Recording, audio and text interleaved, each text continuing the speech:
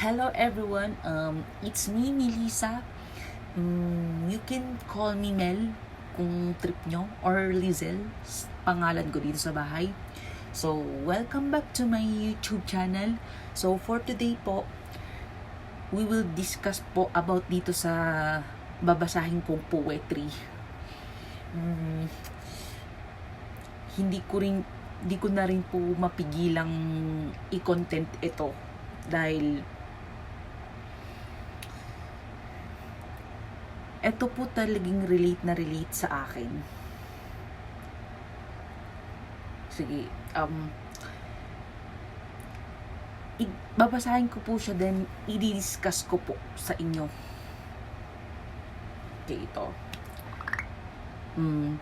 Pag-ibig sa gitna ng takot, isang pagtatapat.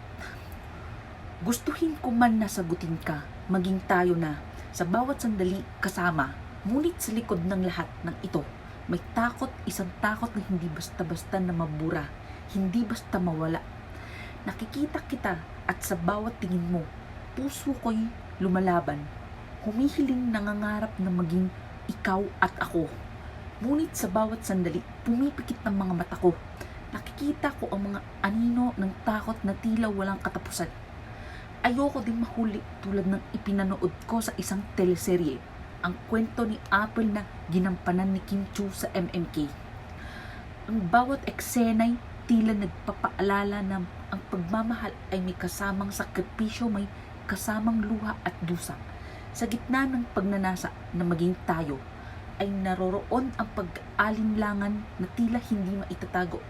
Ayoko nang masaktan, ayoko nang masira, ngunit ang puso ko'y patuloy na humihiling ng maging magkasama. Gustuhin ko man na sagutin ka, ang bawat sandali parang bituin sa kalangitan. Ngunit sa bawat paghinga, sa bawat pintig ng puso, ay naroroon ang takot na mawala, ang takot na mahuli sa gitna ng pag-ibig na ito. Ngunit sana'y malaman mo na ang pagmamahal ko'y totoo. Hindi ito biro, hindi ito laro. Ngunit isang pagmamahal na may kasamang takot at alinlangan, ngunit wagas at totoo. Kaya't sa bawat pagkakataon tayong magkasama, sana'y makita mo ang aking pag-aalinlangan, ang aking pangarap na balang araw mawawala ang takot, mawawala ang pangamba, at maging ikaw at ako sa isang pag-ibig na walang alinlangan, walang takot, walang pagsisisi.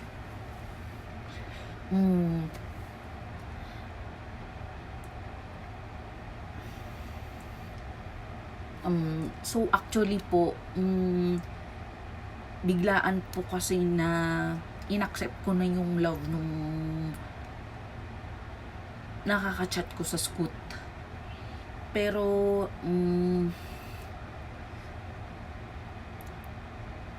at this point po,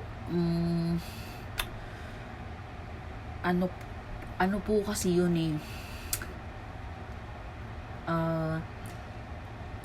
need ko na po sa madaling araw magpaalam na kay Jonas na may nakilala na ako, yun.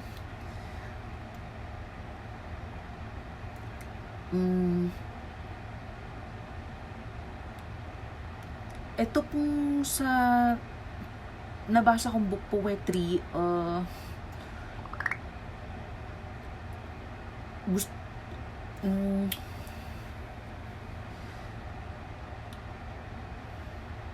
ano po,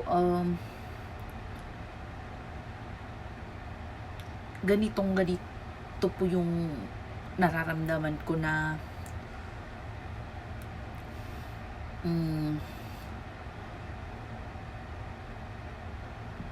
kung ano yung recently na naging balak ko, kung paano ko balak sagutin noon si Jonas. Pero ayoko pa pong mag-open po ng ibang basta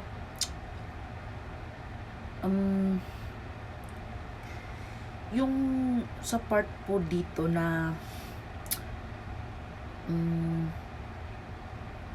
yung sa part po dito na napanood ko talaga siya sa MMK, yung ginampanan ni Kim Chu as Apple. Yes po, naranasan ko na po yun since college na nahuli po ako bago ko i-accept yung friendship or love ng isang guy na yun po naging classmate ko rin. Pinili ko na rin po yung biglaan na in-accept ko yung love nung nakachat ko sa Scoot, sa dating app. Pero pwede ko rin po i-open po sa inyo na yung na ito pong guy na to is single parent, single dad, na hindi ko naman po in-expect. Kahit from the start, alam ko rin po na wala pong kasiguraduhan dahil po, alam nyo na, marami din po kasi sa mga guy na mahilig sa low-key. Kaya kung minsan po, just to be honest, na hindi po ako sanay sa low-key relationship. So, sana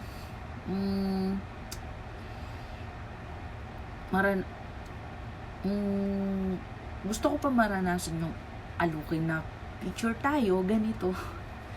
Pero, wala eh. Ako pa rin po ito na si Melissa na nire-respeto yung pagiging babae. Kaya kung desisyon nila ng low-key, just hayaan na lang. Desisyon nila yun eh. Mahal mo sila. Nire-respeto mo yung desisyon nila ng anumang maging desisyon nila.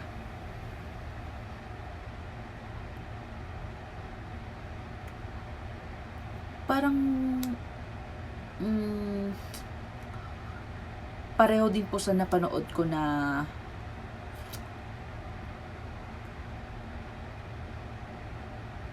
yung bawat eksena na nagpapaalalan ang pagmamahal ay may kasamang sakripisyo, may kasamang luha at dusa. Yun po, doon naramdaman ko may katotohanan.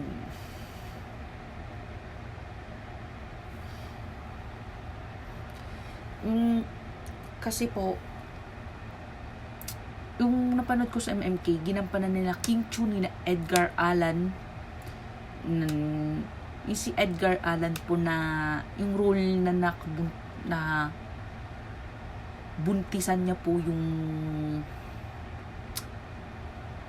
kung kailan nabuntisan niya po yung close po ni Kim Chu sa MMK. Dun lang siya nagsabi na handa na siyang magmahal. Yung part na yun nakaka-relate po. Siguro dun po iniiwasan kong mangyari sa akin, kaya binigla ko na pong inaccept yung love nung single dad na yun na nakachat ko sa dating app. So, yun lamang po. That's all for today. Here again, it's me, Melissa, at your Sievers. Bye!